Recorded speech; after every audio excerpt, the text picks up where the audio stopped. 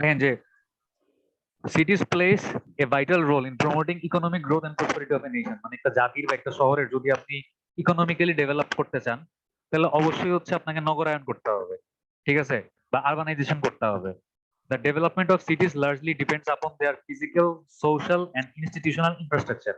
মানে একটা শহর কতটা ডেভেলপ এটা ডিপেন্ড করতেছে ওই শহরের ফিজিক্যাল, মানে হচ্ছে ওই শহরের অ্যাপিয়ারেন্স কিরকম, শহরের রাস্তাঘাট কিরকম, শহরের ব্রিজ কালভার্ট আছে নাকি নাই, যোগাযোগ ব্যবস্থা কিরকম, প্লাস সোশ্যাল, ওই শহরের মানুষের আর্থ সামাজিক অবস্থা কিরকম, সোশ্যাল স্ট্যাটাস কিরকম, প্লাস ইনস্টিটিউশনাল ইনফ্রাস্ট্রাকচার, ওই শহরে কলকারখানা কিরকম আছে, গার্মেন্টস, তারপর ইন্ডাস্ট্রিয়াল এরিয়া, অফিস আদালত কিরকম আছে বা কতটা ডেভেলপ, এই জিনিসগুলোর উপর ডিপেন্ড করতেছে একটা শহর কতটা প্রোগ্রেস করতেছে বা কতটা ডেভেলপ করতেছে, এই জিনিসগুলোর উপর ডিপেন্ড করতেছে।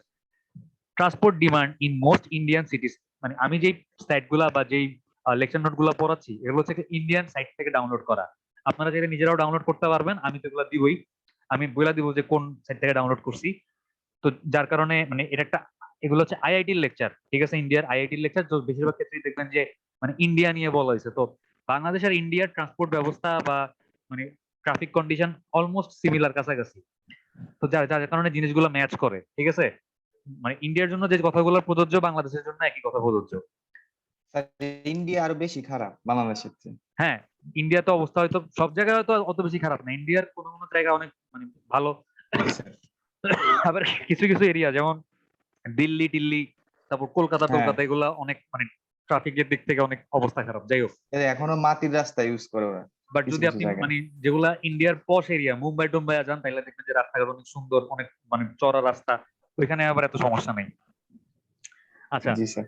transport demand in most Indian cities has increased substantially due to the increase in population as a result of both natural increase and migration from rural areas and smaller towns। মানে ইন্ডিয়াতে যে শহরগুলো আছে, শহরগুলোতে বা আমি যদি বাংলাদেশের কথা বলি, বাংলাদেশের ঢাকা শহরে কি হয়েছে, অটোমেটিক মানে পপুলেশন বা জনসংখ্যা বাড়তেছে। একটা হচ্ছে ন্যাচারাল ইনক্রিজ, মানুষজন নতুন নতুন কি বলবো মানুষের মানে কি বলবো জনসংখ্যা বাড়তেছে। আরেকটা হচ্ছে গ্রাম থেকে বা আশেপাশের ছোট শহর থেকে মানুষজন মাইগ্রেট হয়ে ঢাকা শহরে চলে আসতেছে। কেন? কারণ ঢাকা শহরে মানে কাজ করার অপরচুনিটি বেশি, কাজের সন্ধানে ছোটখাটো গ্রাম থেকে আশেপাশের শহরগুলা থেকে মফস্বল শহরগুলা থেকে মানুষ ঢাকায় ট্রান্সফার হচ্ছে। তো যেহেতু ঢাকাতে মানুষের সংখ্যা বাড়তেছে, পপুলেশন বাড়তেছে, কি বাড়তেছে, ট্রাভেল ডিমান্ডও বাড়তেছে। আজকে যদি আপনার বাসায় 2 জন ফ্যামিলি মেম্বার থাকে, তাহলে আপনার বাসা থেকে হায়েস্ট 2টা ট্রাভেল প্রডিউস হইতে পারে বা 2টা ট্রিপ প্রডিউস হইতে পারে। বাট আপনার বাসায় যদি ফ্যামিলি মেম্বার বেড়ে 5 জন হয়ে যায়, আপনার বাসা থেকে ট্রাভেল ডিমান্ড বা ট্রিপ ডিমান্ডের চাহিদা বেড়ে গেল না? জি জি স্যার। স্যার। সোজা কথা।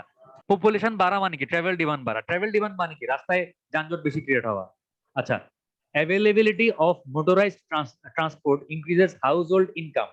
হাউস হোল্ড ইনকাম মানে হচ্ছে ফ্যামিলি ইনকাম। এই হাউস হোল্ড ইনকাম কথাটা মনে রাখবেন, এটা আমাদের পরবর্তীতে ম্যাথ করার সময় বা থিওরি গুলো পড়ার সময় আমরা ইউজ করব।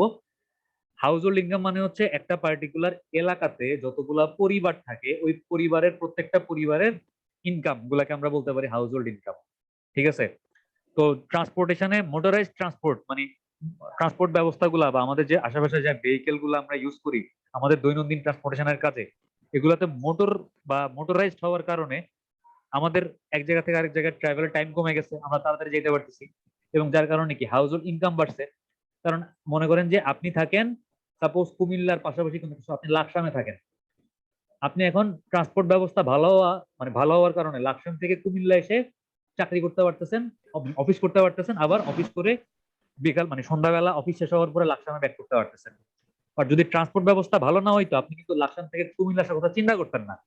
এই যে শাহরিয়ার বায়োস্টে ক্লাস করতে আসে বাইক চালায় চালায়, যদি মানে ট্রান্সপোর্ট ফ্যাসিলিটি ভালো না হইতো, লাকসাম থেকে কুমিল্লায় রোড ঘাট ভালো না থাকতো, ও কি বাইকে করে দিনে এসে আবার দিনে ফেরত যাইতে পারতো? পারতো না।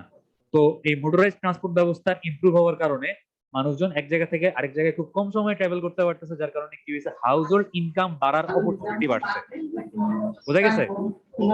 আচ্ছা, and increases in commercial and industrial activities further adds to transport demand। মানে কমার্শিয়াল এবং ইন্ডাস্ট্রিয়াল অ্যাক্টিভিটিও বাড়ছে, ব্যবসা বাণিজ্য বাড়ছে। আপনি আগে যেখানে মনে করেন লাকসাম শহরে আপনার একটা ধান ক্ষেত আছে, আপনি মানে ধান বা চাল প্রডিউস করছেন, ওই চালটা কিন্তু আপনার বিক্রি করা লাগতেছে লাকসামে, কিন্তু এখন ট্রান্সপোর্ট ব্যবস্থা ভালো হওয়ার কারণে আপনি লাকসাম থেকে চাল কিন্তু তার আশেপাশে যে বড় শহরগুলো আছে কুমিল্লাতে আসতে পারতেছেন, বা তার আশেপাশে যদি কোনো বড় শহর থেকে থাকে ওইখানে নিয়ে যেতে পারতেছেন। সো ট্রান্সপোর্ট ব্যবস্থা ভালো হওয়ার কারণে কমার্শিয়াল এবং ইন্ডাস্ট্রিয়াল অ্যাক্টিভিটি গুলা বেড়ে গেছে, এবং যার কারণে ইন টোটাল ট্রাভেল ডিমান্ড বা ট্রিপ ডিমান্ডের উপর একটা ইম্প্যাক্ট পড়ছে না? আমার কথা কি ব্রেক করে না শোনা যায় ঠিক মতো কোনটা?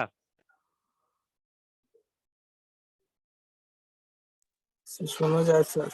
যদি ডিস্টার্ব করে বললেন, কারণ আমার এখানে মানে আমি তো বায়োস্টেপ বসে ক্লাস নিচ্ছি, নেটওয়ার্ক আনস্টেবল দেখায়, কারণ একসাথে সব স্যাররা ক্লাস নিতেছে।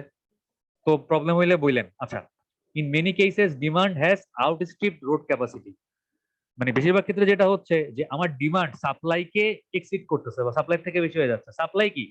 সাপ্লাই হচ্ছে এই যে রাস্তাঘাট, bridge, culvert, public transport, normal private transport, এগুলো কি? এগুলো তো সাপ্লাই, যেগুলো দিয়ে আমি আমার ট্রান্সপোর্টের ডিমান্ডকে বা ট্রাভেল ডিমান্ডকে মিটিগেট করতেছি বা মিট করতেছি।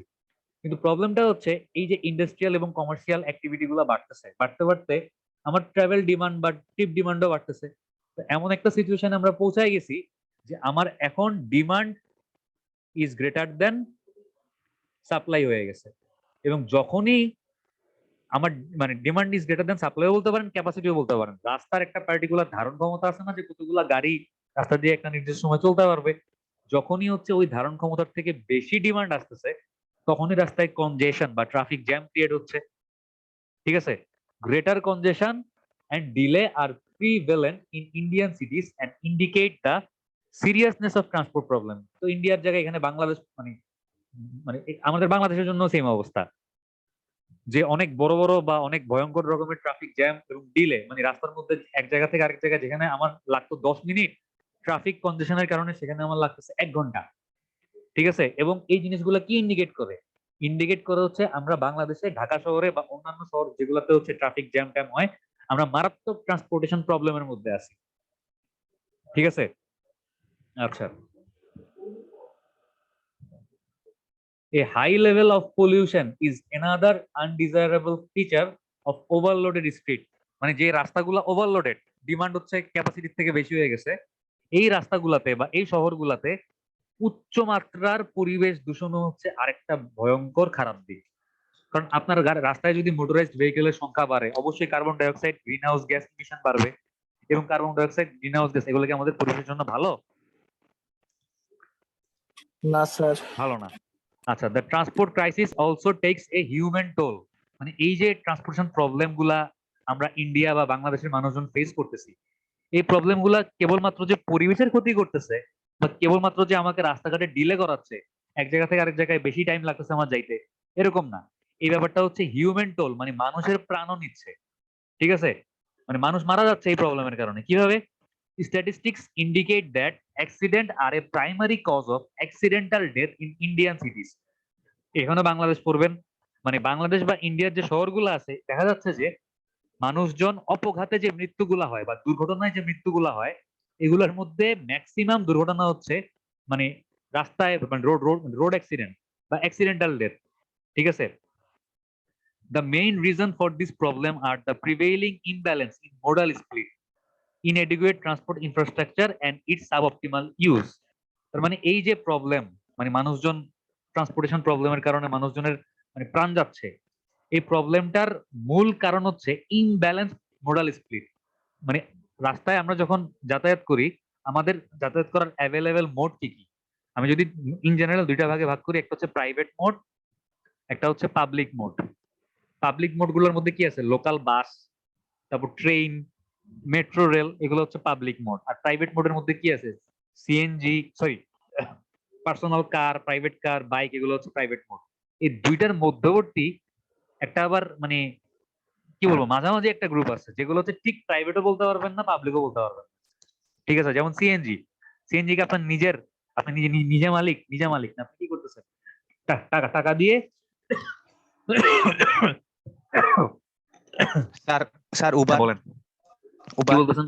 উবার, উবার, স্যার হ্যাঁ। উবার তো এগুলাকে মানে প্যারা ট্রানজিটও বলে, যেগুলো হচ্ছে আসলে ঠিক পাবলিকও না, প্রাইভেটও না। আপনি মানে আপনার কোনো ব্যক্তি মালিকানা নাই, আপনি কি করতেছেন? টাকা দিয়ে ভাড়া করে এক জায়গা থেকে আরেক জায়গায় যাচ্ছেন। যাই হোক, তো আমার টোটাল যে ডিমান্ড, এই ডিমান্ডটাকে হচ্ছে এই মোড গুলাতে স্প্লিট করা লাগে। মনে করেন আমার কোনো এক মানে কোনো একটা লোকেশনে পার্টিকুলার ট্রাভেল ডিমান্ড হচ্ছে 50টা, মানে 50 জন মানুষ কান্দিরপাড় থেকে কুমিল্লা ক্যান্টনমেন্টে আসবে।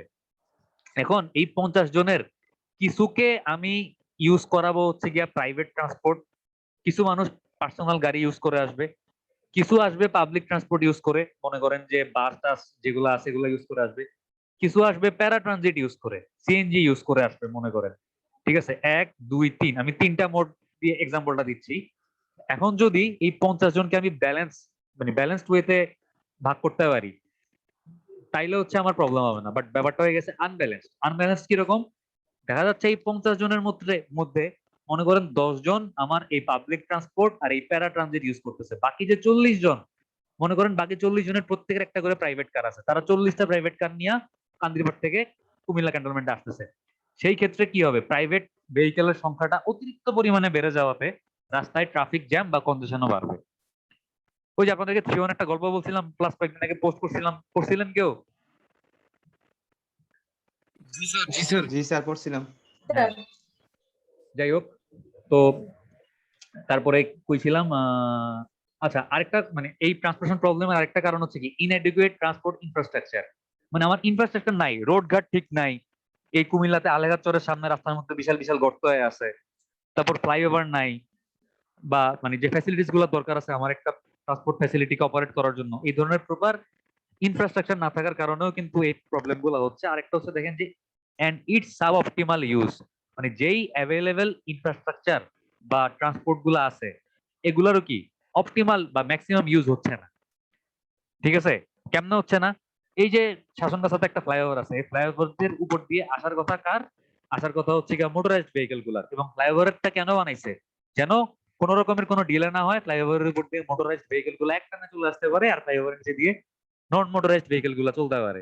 আমাদের বাংলাদেশে বা কুমিল্লাতে কি হচ্ছে, এই ফ্লাইওভারের উপর দিয়ে ব্যাটারি রিক্সা গুলা উঠা যায়। তারপরে একটা বাস মনে করেন যে এই ফ্লাইওভারের উপর মানে ঠিক এই যেখান থেকে ফ্লাইওভারটা শুরু হয়েছে, বাস ওইখানে দ্বারা যাত্রী নামাইতেছে উঠাইতেছে। ফ্লাইওভারে উঠতে গেলে আপনার দেখবেন যে অনেক সময় জ্যামের মধ্যে পড়া লাগে। সো যেই অ্যাভেলেবেল ফ্যাসিলিটিস গুলো আছে এগুলারও অপটিমাম ইউজ না হওয়ার কারণেও ট্রান্সপোর্টের মানে আমরা ট্রান্সপোর্টেশন সেক্টরটাতে প্রবলেম ফেস করতেছি। আচ্ছা, public transport system in metropolitan সিটিজ have not been able to keep pace with the rapid and substantial increase in travel demand over the first few decades. মানে metropolitan বা বড় শহর যেগুলো আছে, ঢাকা শহর এই বা চিটাগাং শহর, এই ধরনের সিটি গুলাতে হচ্ছে আমার যে পাবলিক মানে ফ্যাসিলিটি গুলো আছে, পাবলিক ট্রান্সপোর্ট ফ্যাসিলিটি গুলো আছে, এই ফ্যাসিলিটি গুলা ট্রাভেল ডিমান্ডকে কিন্তু ফুলফিল করতে পারতেছে না। এটা গত কয়েক দশক ধরে দেখা যাচ্ছে। আপনি চিন্তা করেন ঢাকা, আপনি আপনি যদি ঢাকা শহরে 1980 সাল বা 90 সালের একটা ছবি দেখেন, দেখবেন যে রাস্তাঘাট ফাঁকা, অনেক মানে মানুষজন খুব আরামসে ট্রাভেল করতে পারতেছে, লোকাল বাস মানে বেশ ভালো অবস্থায় আছে। আর আপনি যদি এখন বর্তমান 2021 সালের একটা ছবি চিন্তা করেন ঢাকা শহরে, আপনি মিলাইতে পারবেন? না স্যার। মিলাইতে পারবেন না, অবস্থা খুব খারাপ হয়ে গেছে। Bus service in particular have deteriorated, মানে পাবলিক বাসের সার্ভিস গুলো অনেক মানে আগের থেকে খারাপ অবস্থায় চলে গেছে, লোকাল বাসের service. and their relative output has been further reduced as passengers have turned to personalized mode and intermediate public transport. মানে এই পাবলিক ট্রান্সপোর্ট গুলা তো খারাপ হইছেই, প্লাস মানে এগুলা খারাপ হওয়ার পিছনে একটা কারণ হচ্ছে বা খারাপ হওয়ার কারণে যেটা হচ্ছে যে মানুষজন আস্তে আস্তে সুইচ করতেছে কি প্রাইভেট ট্রান্সপোর্টের দিকে। যে আমার কুমিল্লাতে ভালো কোনো পাবলিক বাস নাই ক্যান্টনমেন্ট থেকে শাসনগাছা যাওয়ার বা শাসনগাছা থেকে ক্যান্টনমেন্টে আসার, সো আমার কাছে টাকা আছে, আমি একটা গাড়ি কিনা ফেলি, আমি গাড়ি দিয়ে আরামসে যাবো এসির বাতাস খাইতে খাইতে। অথবা আমার কাছে গাড়ি কেনার টাকা নাই কিন্তু আমার কাছে হচ্ছে সিএনজি ভাড়া করার টাকা আছে, তাহলে আমি মানে লোকাল বাসে না গিয়ে সিএনজি করে যাবো। তো এই সিএনজি বা পেটকাটা মাইক্রো এগুলো হচ্ছে ইন্টারমিডিয়েট পাবলিক ট্রান্সপোর্ট বা প্যারা ট্রানজিট। আর পাবলিক ট্রান্সপোর্ট তো হচ্ছে পাপিয়া, পায়রা, লোকাল বাস। আর আপনার যদি প্রাইভেট কার থাকে ওইটা হচ্ছে প্রাইভেট ট্রান্সপোর্ট। তো এই ট্রান্সপোর্টেশন প্রবলেম বা ট্রান্সপোর্টেশনের পাবলিক ট্রান্সপোর্টের ফ্যাসিলিটিস গুলা ডিটারিয়েট হওয়ার কারণে বা আস্তে আস্তে ডিগ্রেড হওয়ার কারণে মানুষজন সুইচ করতেছে কোন দিকে? সুইচ করতেছে প্রাইভেট ট্রান্সপোর্টের দিকে অথবা ইন্টারমিডিয়েট পাবলিক ট্রান্সপোর্ট বা প্যারা ট্রানজিটের দিকে। তো ইন্টারমিডিয়েট পাবলিক ট্রান্সপোর্ট বা প্যারা ট্রানজিটের দিকে সুইচ করার কারণে আপনার রাস্তায় ভেহিকেলের সংখ্যা বাড়তেছে, অ্যাজ এ রেজাল্ট ট্রাফিক কনজেশন বা ট্রাফিক জ্যাম বাড়তেছে। বাট যদি আজকে পাবলিক ট্রান্সপোর্ট ভালো থাকতো, আপনার যদি পাপিয়া পায়রাতে দাঁড়ায় দাঁড়ায় ট্রাভেল করা না লাগতো, আপনি যদি আরাম করে ফ্যানের বাতাস খাইতে খাইতে আসতে পারতেন, আপনি কি চিন্তা করতেন যে আমি একটা গাড়ি কিনবো? মানে দরকার হইতো না আসলে আমাদের গাড়ির। আচ্ছা, individual cities cannot afford to cater only to private cars and two wheelers. মানে কোন একটা পার্টিকুলার শহর কেবলমাত্র তার ট্রান্সপোর্ট ডিমান্ডটা ফুলফিল করার জন্য প্রাইভেট কার এবং টু হুইলার মানে যে বাইক আছে এই বাইক এবং প্রাইভেট কারের উপর ডিপেন্ড করতে পারে না। ঠিক আছে, যদি সে চিন্তা করে সে তার পুরো শহরের টোটাল ট্রাভেল ডিমান্ড কেবলমাত্র প্রাইভেট কার এবং এই টু হুইলার বাইক দিয়ে ফুলফিল করবে, তাহলে কোনো মতেই ওই শহরের ট্রান্সপোর্ট ব্যবস্থা ঠিক মতো টিকে থাকতে পারবে না। There must be a general recognition that without public transport cities would be even less viable. মানে পাবলিক ট্রান্সপোর্ট যদি না থাকে তাহলে শহরগুলা যদি কেবলমাত্র প্রাইভেট কার এবং টু হুইলার দিয়ে চলতে যায়, অচল হয়ে যাবে শহর। মানে ট্রাফিক জ্যামের কারণে আপনি চলতেই পারবেন না। There is a need to promote public transport instead of personal vehicle. মানে আমাদের কি উচিত, আমাদের উচিত প্রমোট করা পাবলিক ট্রান্সপোর্টকে। ভাই তোমরা পাবলিক ট্রান্সপোর্ট ইউজ করো, প্রাইভেট কার ইউজ করো না। This requires both an increase in quantity as well as quality of public transport and effective use of demand as well as supply side management measure. মানে এটা কেমনে ensure করতে পারি? এক হচ্ছে আমাকে রাস্তায় পাবলিক বাসের সংখ্যা বাড়াইতে হবে, কোয়ান্টিটি বাড়াইতে হবে। আরেক হচ্ছে আমাকে কি করতে হবে, সার্ভিস কোয়ালিটি ইমপ্রুভ করতে হবে। পাবলিক বাসের সংখ্যা মনে করেন অনেক, রাস্তায় মনে করেন অনেক পাবলিক বাস, কিন্তু সার্ভিস খারাপ, মানে কন্ডাক্টরের বিহেভিয়ার খারাপ, বাসের ড্রাইভার উল্টাপাল্টা বাস চালায়, আপনি মানে বাসে উঠলে সিট পান না বসার, সিট পাইলেও মনে করেন বাসের মধ্যে গরম লাগে আপনার বসতে, আপনি কমফোর্টেবলি জার্নি করতে পারতেছেন না। তাইলে কি পাবলিক বাসের সংখ্যা পর্যাপ্ত পরিমাণ থাকার পরেও আপনি পাবলিক বাস ইউজ করবেন? করবেন? করার কথা না না। স্যার। সো শুধুমাত্র পাবলিক মানে পাবলিক ট্রান্সপোর্টের কোয়ান্টিটি বাড়াইলেও হবে না, কোয়ালিটিও সার্ভিস কোয়ালিটিও ইমপ্রুভ করতে হবে। আচ্ছা, এবং আমার ডিমান্ড যেরকম ওইটা অনুযায়ী আমাকে সাপ্লাই এনশিওর করতে হবে। আমার যদি আজকে মনে করেন 100 জন মানুষ কান্দিরবাড় থেকে বায়ুস্তে আসবে, তাহলে আমার 2টা বাস দেওয়া লাগবে। আমার যদি 200 জন মানুষ কান্দিরবাড় থেকে বায়ুস্তে আসে, তাহলে তো আমার মানে 2টা বাস দিয়ে হবে না। আমাকে 200 জন মানুষের জন্য মিনিমাম কয়টা বাস দেওয়া লাগবে? 4টা বাস দেওয়া লাগবে। তো যেরকম ডিমান্ড হবে ওই অনুযায়ী আমাকে পাবলিক ট্রান্সপোর্টের সাপ্লাইও দিতে হবে। People should also be encouraged to use non-motorized transport and investment may be made to make it safer. মানে মানুষজনকে উৎসাহ দিতে হবে মোটরাইজড ট্রান্সপোর্ট বা মোটরাইজড ভেহিকেল ইউজ না করে নন মোটরাইজড ভেহিকেল ইউজ করার জন্য। তাইলে কি হবে, carbon dioxide green house gas emission কমবে, পরিবেশ দূষণ কমবে। তো নন মোটরাইজড ভেহিকেল গুলা কি হইতে পারে? সাইকেল। আপনি মানুষকে উদ্বুদ্ধ করতে পারেন সাইকেল চালাইতে। কেমনে উদ্বুদ্ধ করতে পারেন? মানে একটা শহরে যদি টাকা পয়সা খরচ করে বাইসাইকেল যারা ইউজ করে তাদের জন্য আলাদা সাইকেলের লেন বানায় দেয়, যেই লেন দিয়ে কেবলমাত্র কি চলবে? সাইকেল চলবে, অন্য কোনো গাড়ি চলতে পারবে না। তাইলে কিন্তু মানুষজন সাইকেল চালাইতে উৎসাহী হবে। ঠিক আছে, এখন আপনার যদি হাইওয়ে দিয়ে যেই হাইওয়ে দিয়ে বড় বড় ট্রাক চলে, বড় বড় বাস চলে, ওই হাইওয়ে দিয়ে সাইকেল চালানো লাগে, আপনি কি চালাবেন সাইকেল ওই রাস্তা দিয়ে? একটা ভয় কাজ করবে যে আমি মানে ট্রাকের নিচে পড়তে পারি, বাসের নিচে পড়তে পারি। বাট একটা যদি সাইকেলের আলাদা লেন থাকতো, যেই লেনে অন্য কোনো ভেহিকেল চলতেছে না, যারা সাইকেল মানে ইউজ করতেছে তারা তারা খুব আরামসে সাইকেল চালা যেতে পারতেছে, তাহলে কিন্তু নন মোটরাইজড ভেহিকেল গুলো মানুষজন মানে নন মোটরাইজড ভেহিকেল বলতে আমি এখানে সাইকেল বোঝাচ্ছি, এই ধরনের ভেহিকেল মানুষজন ইউজ করতো তাদের ট্রাভেল ডিমান্ড ফুলফিল করতে। আচ্ছা, cities are the major contributor to economic growth and movement within cities are crucial for improved quality of life.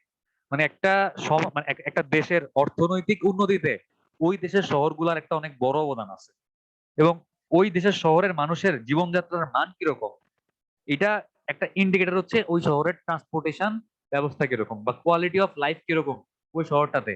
এটা আমরা বুঝি যে ওই শহরের ট্রান্সপোর্ট ব্যবস্থা কতটা স্মুথ বা কতটা আরামে মানুষ ট্রাভেল করতে পারে, কতটা সেফলি ট্রাভেল করতে পারে, তার উপর ওই শহরের মানুষের জীবনযাত্রার মান ডিপেন্ড করতেছে। আমাকে বলেন তো, ঢাকা শহর আর কুমিল্লা শহর, এই দুইটা শহরের মধ্যে কোয়ালিটি অফ লাইফ আমি যদি ট্রান্সপোর্টেশন সেক্টরের উপর বেস করে চিন্তা করি, তাহলে কোথায় ভালো, কুমিল্লাতে না ঢাকায়? কুমিল্লায় স্যার। অবশ্যই কুমিল্লায়। মানে ঢাকা শহরে আমার এক জায়গা থেকে আরেক জায়গায় যাইতে যেখানে 3 ঘন্টা লাগবে, কুমিল্লাতে ওখানে আমি আধা ঘন্টায় পৌঁছা যেতে পারবো। ঢাকা শহরের অবস্থা খুবই খারাপ, অথচ ঢাকা হচ্ছে আমাদের রাজধানী। জি ঠিক আছে, স্যার। আচ্ছা, transport and socio economic activities. Transport is a key component of growth and globalisation. মানে আপনি যদি নিজের ডেভেলপমেন্ট চান বা আপনি যদি গ্লোবালাইজেশন চান, মানে আপনি মনে করেন একজন বিজনেস ওনার, আপনি চাচ্ছেন আপনার প্রোডাক্টটা গ্লোবাল মার্কেটে সেল করতে, মানে কুমিল্লার বাইরে আপনি ঢাকায় বিক্রি করবেন, খুলনায় বিক্রি করবেন, চিটাগাঙে বিক্রি করবেন। তো সেই ক্ষেত্রে ট্রান্সপোর্ট ব্যবস্থা ভালো হলে আপনি করতে পারবেন।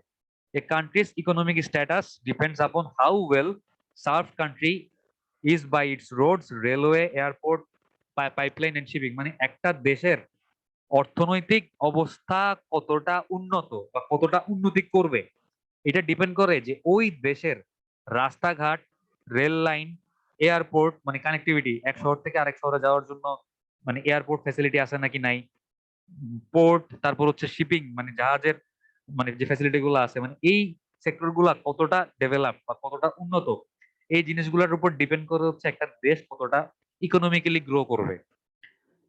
ঠিক আছে, সাপোজ এটা হচ্ছে বাংলাদেশ, মানচিত্রটা খুব একটা ভালো হয় নাই, ঠিক আছে, এটার আবার স্ক্রিনশট তুইলা আমার বেজ্জত করেন না। বাংলাদেশটা এমন না। এখন মনে করেন বাংলাদেশের, আপনি বাংলাদেশ থেকে আপনার প্রোডাক্টটাকে হচ্ছে জাহাজে করে ইন্ডিয়া নিয়ে মানে ইন্ডিয়াতে নিয়ে যাবেন। এখন আপনার যদি বাংলাদেশে যদি কোনো সমুদ্র বন্দর না থাকে, ঠিক আছে, তাহলে জাহাজ কি বাংলাদেশ থেকে ছাড়তে পারবে? না স্যার। আপনার কাছে প্রোডাক্ট থাকার পরও মনে করেন আপনি, আমরা নর্মাল ইন্ডিয়া থেকে পেঁয়াজ নিয়ে আসি, তো আমি উল্টাটা বলি, মনে করেন আপনি ইন্ডিয়াতে পেঁয়াজ পাঠাবেন, আপনার কাছে পেঁয়াজের ফলন আছে, বাংলাদেশের চাহিদা মিটাই আমরা পেঁয়াজ চাইলে বিদেশে রপ্তানি করতে পারবো, কিন্তু আমার কোনো মানে পোর্ট নাই, আমার আমার কোনো মানে নাই, কি বলবো, সি পোর্ট নাই, আমার আমার জাহাজ এখানে মানে নোঙ্গর করার কোনো জায়গা নেই, তাহলে তো আমার কাছে মানে প্রোডাক্ট থাকার পরেও আমি এটা ইন্ডিয়াতে রপ্তানি করতে পারতেছি না, আমার পেঁয়াজ পচবে। ঠিক আছে, সো ট্রান্সপোর্ট ফ্যাসিলিটির উপর ডিপেন্ড করতেছে একটা দেশ কতটা ইকোনমিক্যালি গ্রো করতে পারবে। আচ্ছা, transport has throughout history been, মানে ট্রান্সপোর্টেশন ব্যবস্থা সম্প্রসারণ হইলে একটা শহর বা একটা দেশের সম্প্রসারণ হচ্ছে। Better transport allows more trade and a greater spread of people.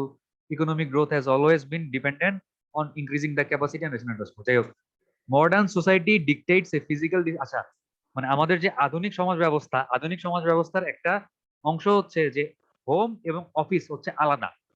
ঠিক আছে, এবং আমরা কি করি, আমরা হচ্ছে নর্মালি যারা মানে কর্মজীবী মানুষজন, আমাদের কিন্তু প্রত্যেক দিন দুইটা জায়গায় আমাদের মানে যাওয়া লাগে, একটা হচ্ছে বাসার থেকে অফিসে যাওয়া লাগে ওয়ার্ক, এবং অফিস থেকে বাসায় আসা লাগে, এই দুইটা ট্রাভেল বা এই দুইটা ট্রিপ কিন্তু একদম প্রত্যেকদিন ফিক্সড। ঠিক আছে, আপনারা যারা স্টুডেন্ট, আপনাদের কি করা লাগতেছে, বাসার থেকে ইউনিভার্সিটিতে আসা লাগতেছে, আবার ইউনিভার্সিটি থেকে বাসায় যাওয়া লাগতেছে, ফিক্সড। এবং এর মাঝখানে আমরা কিছু ইন্টারমিডিয়েট ট্রিপ করতে পারি, মনে করেন যে আজকে ফাহিম হচ্ছে বাসার থেকে বায়ুসটা আসছে, ফাহিমের আম্মু মানে আন্টি ওকে বলে দিচ্ছে যে বাসায় আসার সময় হচ্ছে বাজারে গিয়ে কিছু বাজার টাজার করে নিয়ে আসবা, তাহলে ও বাজারে গিয়ে কিছু কেনাকাটা করলো, এটা হচ্ছে ইন্টারমিডিয়েট ট্রিপ।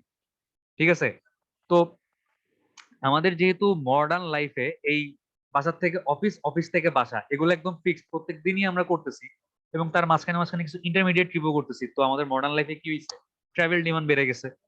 ঠিক আছে, হ্যাঁ, জি যদিও স্যার। মানে এই বর্তমান সিচুয়েশনে আমরা অনেকদিন বাসায় বসে ক্লাস টাস নিতে পারছি, করতে পারছি, বাট নর্মালি সিচুয়েশনটা কি, নর্মালি তো আমাদের ট্রাভেল করতে হয়। আচ্ছা, তারপর হচ্ছে দেখেন যে as well as temporary passenger transport is also the essence of tourism, a major part of recreational transport.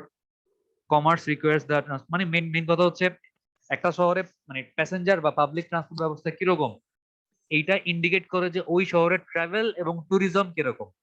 Dhaka শহরে যদি পাবলিক ট্রান্সপোর্ট ব্যবস্থা ভালো হয়, তাহলে কিন্তু আশেপাশের অন্যান্য দেশগুলো থেকে মানুষজন ঢাকায় বেড়াইতে আসতে পারে। অথবা মনে করেন ঢাকা চিটাগং ট্রান্সপোর্ট ব্যবস্থা যদি ভালো হয়, যে ঢাকা থেকে খুব সহজে চিটাগং যাওয়া যায় বা কুমিল্লা আসা যায়, তাহলে কিন্তু বাইরের দেশের টুরিস্টরা শুধু এসে বাংলাদেশে এসে ঢাকাতেই বসে থাকবে না, তারা বাংলাদেশের ঢাকার আশেপাশে বা পুরো বাংলাদেশে যেই মানে কি বলবো দর্শনীয় স্থানগুলো ছড়াই ছিটাই আছে সবগুলো ট্রাভেল করবে। একটা দেশের ট্যুরিজম মানে ট্যুরস এবং মানে ট্রাভেল এবং ট্যুরিজম ইমপ্রুভমেন্ট ঘটবে, বৈদেশিক মুদ্রা অর্জনের সুযোগ বাড়তেছে ট্রান্সপোর্ট ব্যবস্থা ভালো হওয়ার কারণে। মানে এগুলাই বলছে যে মানে মেইন কথা হচ্ছে ট্রান্সপোর্ট ব্যবস্থা ভালো হলে ব্যবসা বাণিজ্যের এক্সপানশন হবে, এটাই হচ্ছে মেইন কথা। আচ্ছা, এবার দেখেন যে এক্সেসিবিলিটি বলতে আমরা কি বুঝি। এক্সেসিবিলিটি হচ্ছে এটা মনে করেন একটা রাস্তা, এই রাস্তা দিয়ে যাওয়ার সময় আপনি কতটা ইজিলি রাস্তার আশেপাশের জায়গাগুলোতে যাইতে পারতেছেন। মনে করেন রাস্তার পাশে একটা রেস্টুরেন্ট আছে, আপনি গিয়া খাইলেন, বসলেন, আবার ওইখান থেকে এসে গাড়ি করে আপনি আপনার জায়গা মতো চলে গেলেন।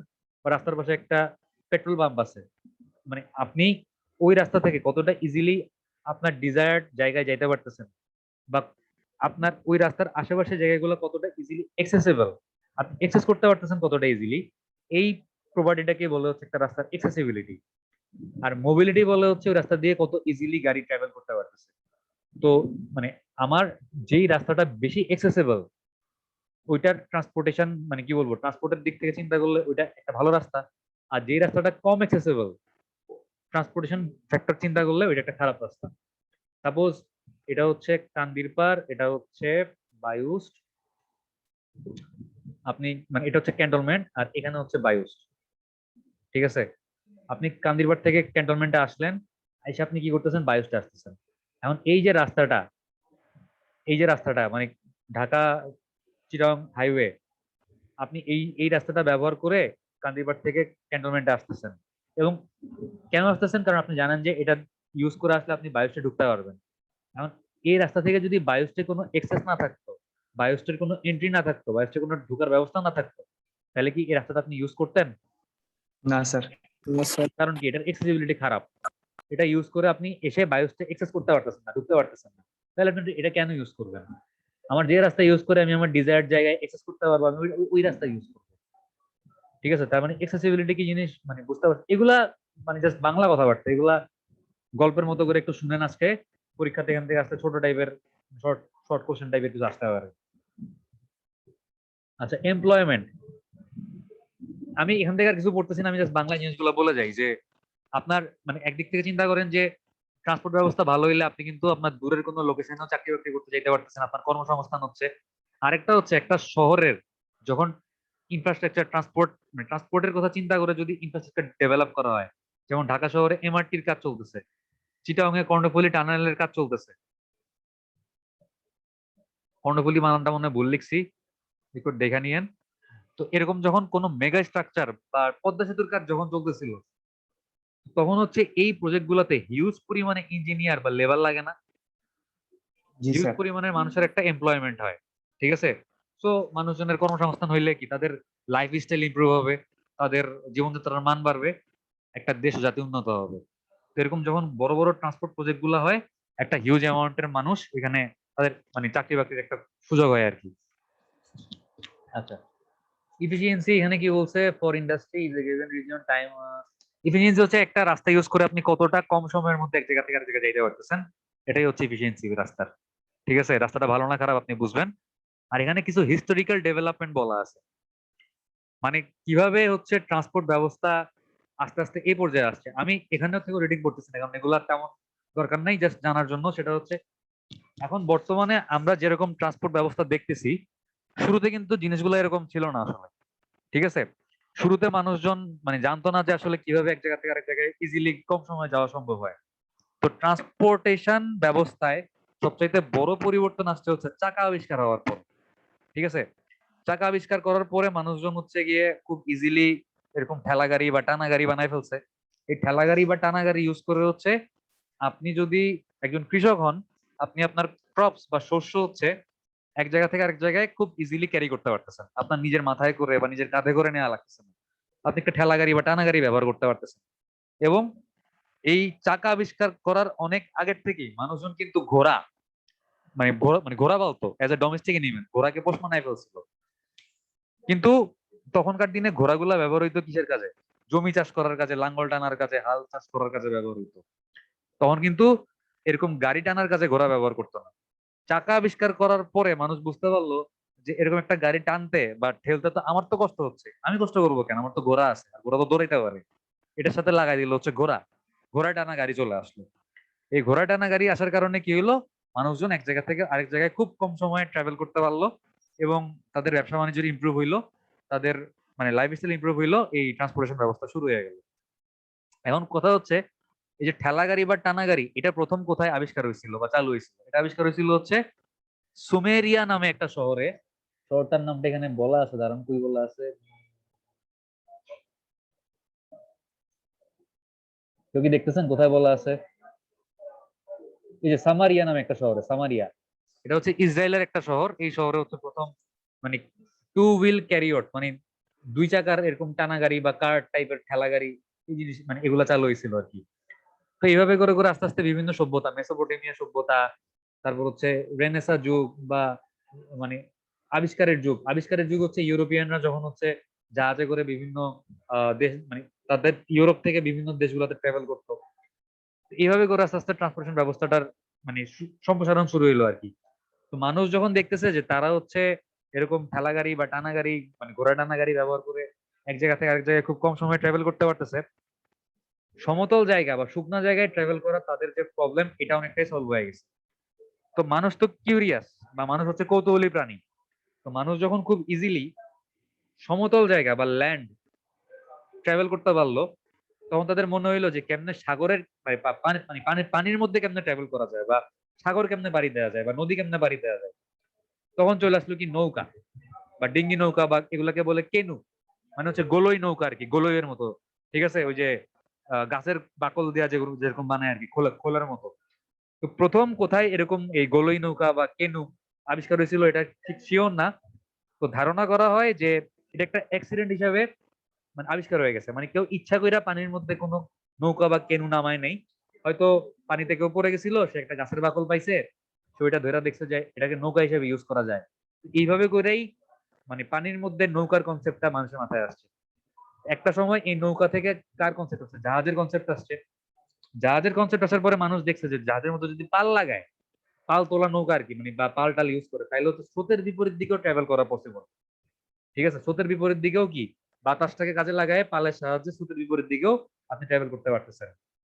এরপর জাহাজের মধ্যে আসলো হচ্ছে গিয়া ওই যে দেখবেন ছোটবেলায় সিনবাদ নামে একটা সিরিয়াল দেখাইতো, দেখছেন কেউ? জি স্যার। ওই সিনবাদের মধ্যে হচ্ছে গিয়া এই দড়ি দিয়া হচ্ছে গিয়া এরকম পালটারে একবার এদিকে ঘুরে একবার এদিকে ঘুরে, মানে দড়ি দিয়ে কন্ট্রোল করতো জাহাজের মাস্তুল বা পালগুলা। তো এরকম মানে কন্ট্রোল ব্যবস্থাগুলো আস্তে আস্তে আসলো, এবং একটা সময় এই জাহাজের মধ্যে কি ইঞ্জিন লাগানো হইলো, মানে ডেভেলপ হচ্ছে আর কি। এইভাবে করে আস্তে আস্তে ট্রান্সপোর্ট ব্যবস্থাগুলা মানে প্রসিড করতেছে বা আস্তে আস্তে ডেভেলপ হচ্ছে। তো এই পিডিএফটা হচ্ছে আমি আপনাদেরকে দিয়ে দিব, আপনারা নিজের একটু রিডিং পড়েন। আমি যে কথাগুলো বলছি বাংলাতে, এগুলো এখানে ইংলিশে লেখা আছে। আর একটু ইন ডিটেল মানে বিভিন্ন সভ্যতা ওয়াইজ, যে মেসোপটেমিয়া সভ্যতাতে কখন থেকে কখন কি আবিষ্কার হয়েছে, রেনেসা যুগে কি আবিষ্কার হয়েছে, এরকম আলাদা আলাদা বল আছে। বাট এগুলো জাস্ট আপনাদের মানে জানার জন্য নিজেরা রিডিং করবেন একবার, তাইলেই হবে। আচ্ছা, আহ আমার স্ক্রিন কি এখনো দেখা যাচ্ছে? জি স্যার। আমি জাস্ট এই 60টার নাম পড়ায় আজকে শেষ করে দিব, আজকে আর বেশি দূর যাব না। এগুলা ডিটেলস পড়বো হচ্ছে গিয়ে নেক্সট ক্লাসে। একটা শহরের রোড নেটওয়ার্ক মোটামুটি 7 রকমের রাস্তা থাকতে পারে বা রোড নেটওয়ার্ক থাকতে পারে। কি কি? প্রথমটা হচ্ছে রেক্টেঙ্গুলার বা গ্রিড আয়রন প্যাটার্ন, মানে শহরের রাস্তাঘাট গুলো হইতে পারে, আপনারা ওয়ান ওয়ানে থাকতে গ্রিড কইরা এবিসিডি লিখছিলেন, মনে আছে? জি স্যার, বুলার মতো না ওইটা? এরকম গ্রিড থাকতে পারে। এই যে দেখেন আমি ছবিটা দেখাই দিই, পরের দিন হচ্ছে এগুলো পড়াবো, আজকে ছবিটা দেখাই দিই। দেখেন এটা হচ্ছে গ্রিড আয়রন বা রেক্টেঙ্গুলার প্যাটার্ন। ঠিক আছে, এই রেক্টেঙ্গুল গুলো হচ্ছে আমাদের একটা প্লট বা জমি। ঠিক আছে, এগুলো হচ্ছে একটা প্লট বা জমি, আর এইগুলো হচ্ছে আমাদের রাস্তা। এই প্যাটার্নটাকে বলা হচ্ছে গ্রিড আয়রন প্যাটার্ন বা রেক্টেঙ্গুলার প্যাটার্ন। আরো প্যাটার্ন আছে, দেখেন যে rectangular combined with diagonal street system.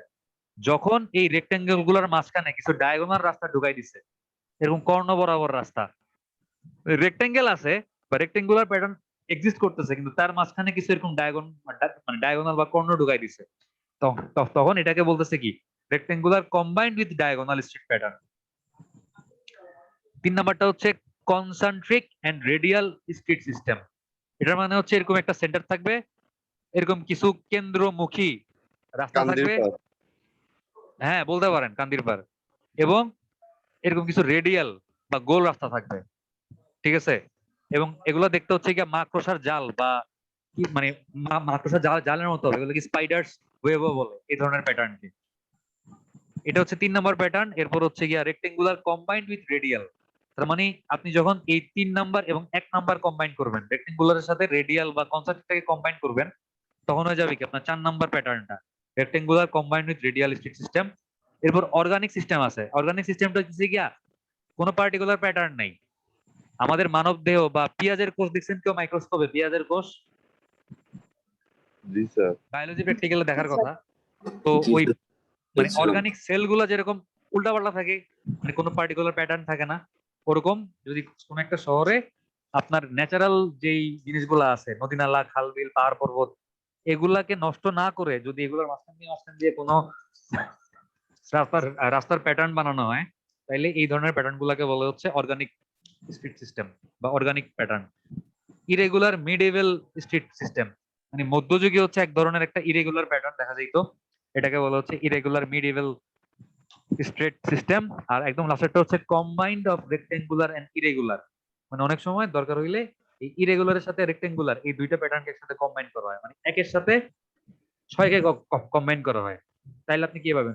7 নম্বর প্যাটার্নটা পাবেন, যে combination of rectangular and irregular street system. একের সাথে 3কে কনভার্ট মানে কম্বাইন করলে, রেক্টেঙ্গুলার সাথে রেডিয়ালকে কম্বাইন করলে আপনি 4 নম্বরটা পাচ্ছেন, রেক্টেঙ্গুলার কম্বাইন্ড উইথ রেডিয়াল। আর একের সাথে 6কে কম্বাইন করলে, রেক্টেঙ্গুলার সাথে ইরেগুলারকে কম্বাইন করলে আপনি 7 নম্বরটা পাচ্ছেন, যে কম্বিনেশন অফ রেক্টেঙ্গুলার এন্ড কি ইরেগুলার স্ট্রিট সিস্টেম। তো এই 7 রকমের স্ট্রিট প্যাটার্ন সম্পর্কে আমরা নেক্সট ক্লাসে দেখবো, এগুলোর কোনটার সুবিধা কি, কোনটার অসুবিধা কি, কোন জায়গায় কোনটা করা যাবে, কোন জায়গায় কোনটা করা যাবে না, এগুলো আমরা নেক্সট ক্লাসে ইনশাআল্লাহ দেখবো। ঠিক আছে? জি স্যার।